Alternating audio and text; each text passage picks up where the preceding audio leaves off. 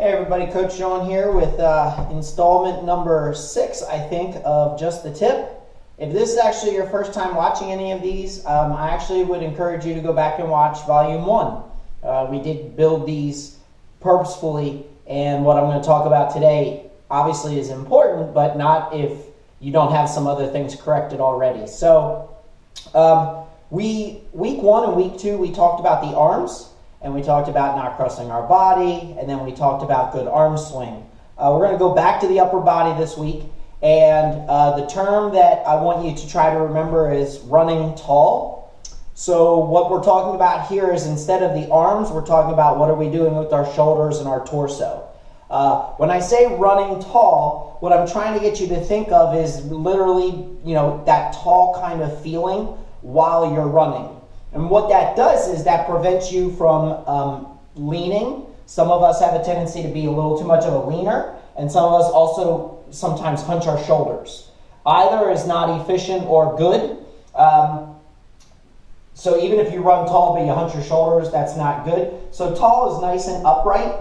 Now, that being said, there is a slight lean to the whole body when you're running, okay? So not at the hips, but when you're actually running, there should be somewhat of a forward tilt of your entire body. And what that is that will literally help you move forward. The idea here is that if you have a little bit of a forward tilt, the legs keep coming around, and the upper body with the tilt is actually helping you go forward. We don't want you straight up and down, okay? So when I say run tall, what I mean is the shoulders back and the chest out, but with the whole body having a little bit of a lean while you're in motion.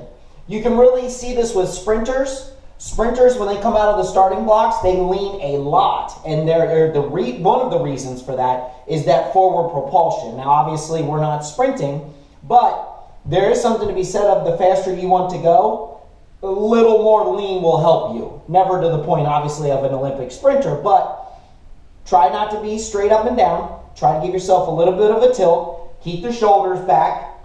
Proud chest, as Kara likes, or I like to say that Kara took note of. But nice, good, upright body position. We're trying not to hunch the shoulders. We're definitely not hunching the back. We're not bending at the hips.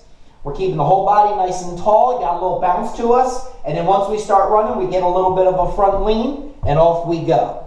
All right, so it's a simple thing to do, but if you watch runners, a lot of runners do different things with their upper body. There are even some runners that even have a back lean, and that's really bad. You do not want to lean backward while you're running. That is as detrimental to your running as heel striking. Neither of those are helping you go faster or be efficient.